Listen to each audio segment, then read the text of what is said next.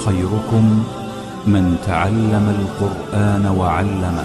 تم میں بہترین شخص وہ ہے جو قرآن سیکھے اور سکھائے۔ بسم اللہ الرحمن الرحیم۔ آج ہم 10ویں پارے کا خلاصہ آپ کے سامنے پیش کریں گے۔ 10ویں پارے میں 7 اہم باتیں بیان کی گئی ہیں۔ نمبر 1، مال غنیمت کا حکم۔ نمبر 2، غزوہ بدر کے حالات۔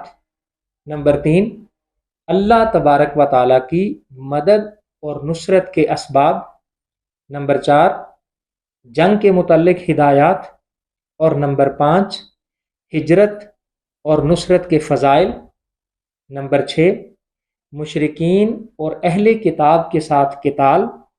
اور نمبر 7، مسلمانوں اور منافقوں کے درمیان امتیاز۔ اب ہم ان اہم موضوعات کی تفصیل بیان کرتے ہیں۔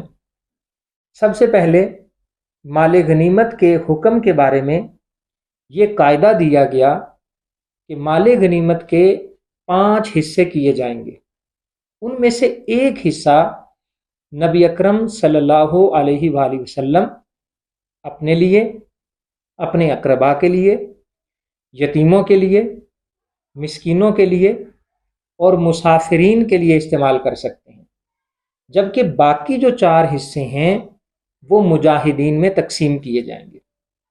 دوسرے نمبر پہ غزوہ بدر کے حالات میں تفصیلات بتائی گئیں کہ اللہ رب العزت نے مسلمانوں کو کافروں کی نظر میں اور کافروں کو مسلمانوں کی نظر میں تھوڑا کر کے دکھایا۔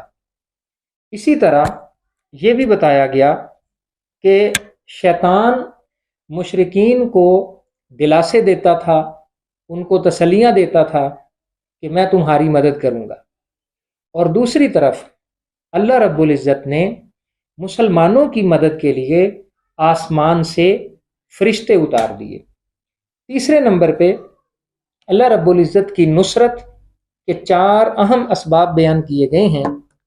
نمبر 1، کہ مسلمان میدان جنگ کے اندر ثابت قدم رہیں۔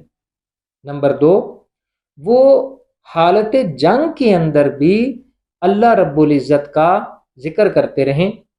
نمبر 3، اختلاف اور لڑائی کے ماحول سے بچ کے آپس میں اتفاق اور اتحاد کی فضا قائم رکھیں۔ اور نمبر 4، اگر کوئی ناگوار حالات پیش آ جائیں، دشمن کی طرف سے کوئی مشکلات اور تکالیف کا سامنا کرنا پڑے، تو ایسے حالات پر انہیں صبر کرنا چاہیے۔ اس کے بعد جنگ کے متعلق ہدایات دی گئیں کہ مسلمانوں کو چاہیے کہ وہ ہر محاذ کے اوپر، چاہے وہ اکیڈیمک محاذ ہو، چاہے وہ جنگ کا میدان ہو، چاہے وہ روحانی محاذ ہو، مسلمانوں کو ہر محاذ پہ اپنے آپ کو تیار رکھنا چاہیے۔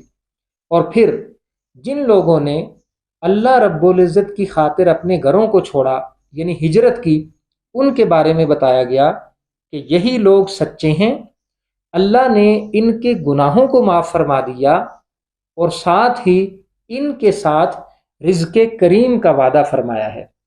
اس کے بعد مشرکین اور اہل کتاب کے ساتھ سورہ توبہ کی ابتدا میں جو معاہدے تھے ان کو ختم کر دیا گیا اور ان سے برات کا اظہار کیا گیا۔ پھر مشرکین کو حج بیت اللہ سے منع کر دیا گیا کہ وہ اب حج نہیں کر سکتے، اور اہل کتاب کے ساتھ بھی لڑائی کی اجازت مل گئی۔ اسی طرح مسلمانوں اور منافقوں کے درمیان غزوہ تبوک کے موقع پر بالکل واضح فرق بیان کر دیا گیا کہ جب سخت گرمی کا موسم تھا، اوپر سے فصل بھی تیار تھی، تو اللہ کے رسول صلی اللہ علیہ وسلم نے مسلمانوں کو رومیوں کے ساتھ، جو اس وقت کی سپر پاور تھی، ان کے خلاف جہاد کے لیے بلایا، تو بہت سارے مسلمانوں کی بلکہ اکثریت جہاد پہ چلنے کے لیے آمادہ ہو گئی، جبکہ جو منافقین تھے وہ طرح طرح کے بہانے، طرح طرح کے عذر پیش کرنے لگے۔ پھر جب واپسی ग़ज़वा तबूक से जब वापसी हुई तो अल्लाह रब्बुल इज़्ज़त ने आप सल्लल्लाहु अलैहि वसल्लम को मुनाफिकीन के बारे में कुछ स्पेशल इंस्ट्रक्शंस दी। उनकी कली खोल दी गई, उनको एक्सपोज कर दिया गया और आपको बताया गया कि आप इनमें से किसी का जनाजा भी ना पढ़ें, हत्ता कि उनकी जो बनाई हुई मस्जिद थी उसको भी जला दिया गया। और फिर ये भी हुक्म दिया गया कि अगर इनमें से कोई मर जाए तो उसके लिए इस्तिग़फ़ार तक न करें। अब हम तीसरे स्टेप यानी इन आयात का हमारी अमली ज़िंदगी के साथ क्या ताल्लुक़ है उसकी तरफ बढ़ते हैं। तो सबसे पहले ये चीज़ सीखने की है कि अगर मुसलमान आज के दौर में भी अगर मुसलमान कामिल ईमान के हामिल हो जाएं और पूरे के पूरे इस्लाम के अंदर दाखिल हो जाएं, जैसे अल्लाह का फरमान है या अय्युहल्लज़ीन आमनु उदखुलू फिस्सिल्मि काफ़ा, और दूसरी जगह फरमाया व अंतुमुल आलौना इन कुंतुम मोमिनीन, अगर तुम पूरे ईमानदार बन जाओ, अगर तुम पूरी तरह अल्लाह और उसके रसूल की इताअत शुरू कर दो तो आज भी अल्लाह रब्बुल इज़्ज़त की तरफ से तुम्हें गैबी मदद नसीब हो सकती है, जिसको इकबाल कहते हैं आज भी हो जो इब्राहीम का ईमा पैदा, आग कर सकती है अंदाज़े गुलिस्तां पैदा। दूसरी चीज़, अल्लाह की नुसरत के जो असबाब बयान किए गए कि मुसलमानों को हालत जंग के अंदर साबित कदम रहना चाहिए, अल्लाह रब्बुल इज़्ज़त का जिक्र करना चाहिए, आपस में इख्तिलाफात से बचना चाहिए और अल्लाह तबारक व तआला से मदद मांगनी चाहिए, तो इंशाअल्लाहुल अज़ीज़ अल्लाह उन्हें आज भी फतह से हमकिनार करेगा। इसी तरह हर एतबार से आज मुसलमानों को एफर्ट करनी है। अगर कोई स्टूडेंट है वो तालीम हासिल कर रहा है तो उसे तालीम के मैदान में इस लेवल की एफर्ट करनी है कि वो लेवल ऑफ एक्सीलेंस तक जा सके। अगर कोई टीचिंग प्रोफेशन में है तो टीचर्स को इस अंदाज से, इस प्रोफेशनलिज्म से अपने स्टूडेंट्स के साथ एफर्ट करनी है कि वो अच्छे क्रिएटिव माइंड वाले, क्रिटिकल थिंकिंग वाले, इनोवेशन वाले माइंड वाले स्टूडेंट्स प्रोड्यूस कर सकें। अगर पेरेंट्स हैं तो उन्हें अपने बच्चों के लिए इस अंदाज से पेरेंटिंग करनी है ताकि सोसाइटी के अंदर वो अच्छे लोग प्रोड्यूस कर सकें। इसी तरीके से कोई इंडस्ट्री में जॉब है, कोई कारोबार है, कोई बिजनेस है, कोई ट्रेड है, एंटरप्रेन्योरशिप है या ज़िंदगी का कोई शोबा है, इस्लाम ये चाहता है कि दुनिया के अंदर मुसलमान ऐसे परफॉर्म करें कि वो हर शोबा ज़िंदगी के अंदर लेवल ऑफ एक्सीलेंस तक जा सकें।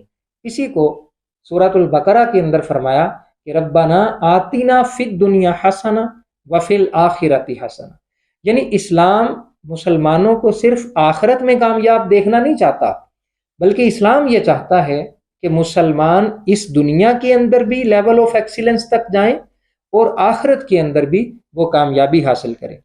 और आखिरी अहम बात यह है कि हिजरत और जिहाद ये दो ऐसी चीज़ें हैं जिनको बार बार एम्फसाइज किया जा रहा है, जिनकी बार बार तरगीब दी जा रही है। तो हमें भी चाहिए आज उम्मत मुसलमा के जो लोग सरबराहान हैं, जो लीड कर रहे हैं, जो इदारों के अंदर हैं, उन्हें चाहिए कि अगर हम अपना खोया हुआ वकार, अपनी खोई हुई अजमत दोबारा हासिल करना चाहते हैं तो हमें इन दोनों चीज़ों पे दोबारा से सोचना होगा, क्योंकि जब तक मुसलमान जिहाद करते रहे अल्लाह रब्बुल इज़्ज़त की मदद से वो दुनिया के ऊपर गालिब रहे।